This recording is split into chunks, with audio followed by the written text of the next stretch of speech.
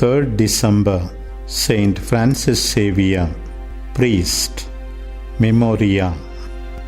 Born in Spain in the year 1506, when studying at Paris, he joined Saint Ignatius and was ordained priest at Rome in 1537. He spent himself in works of charity, and in 1541 he went to the East, where for 10 years he preached the gospel in India and Japan and brought many to the true faith. He died in the year 1552 on the Chinese island of Shangchuan.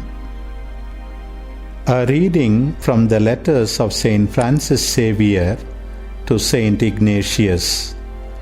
Alas for me, if I do not preach the gospel.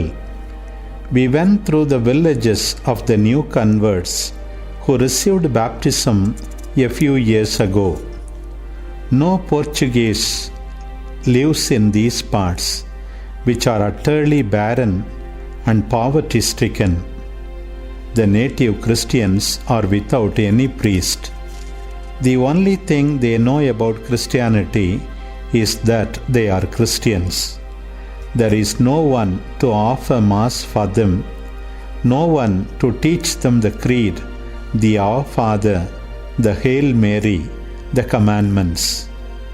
So, since I came here, I have had no rest. I have been going from village to village, and every child not yet baptized, I have baptized. So I have brought redemption to a very great number of children who, as the saying goes, cannot tell their right hand from their left. But the children would not let me say my office, or eat or rest, till I had taught them some prayer. It was then that I really began to feel that of such is the kingdom of heaven. I could not reject so religious a request without myself being irreligious.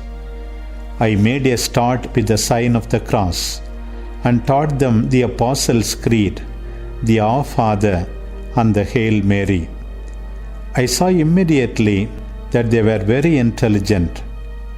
If only there were someone to train them in the principles of Christianity, I am sure that they would be extremely good Christians.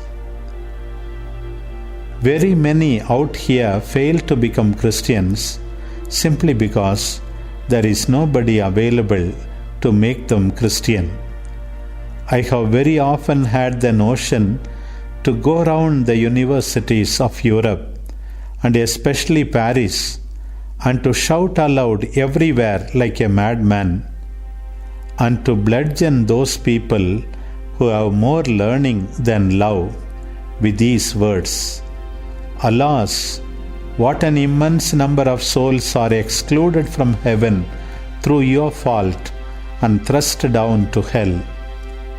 If only those people devoted themselves to this care in the way they do to literature, then they would be able to render God an account of their doctrine and of the talents entrusted to them. Many of them, moved by this thought and helped by meditation on the things of God, would take pains to hear what the Lord is speaking in them, and putting aside their own selfish desires and worldly matters, would put themselves fully at God's beck and call. They would indeed cry from their soul, Lord, here I am. What would you have me do? Send me wherever you wish, even as far as India.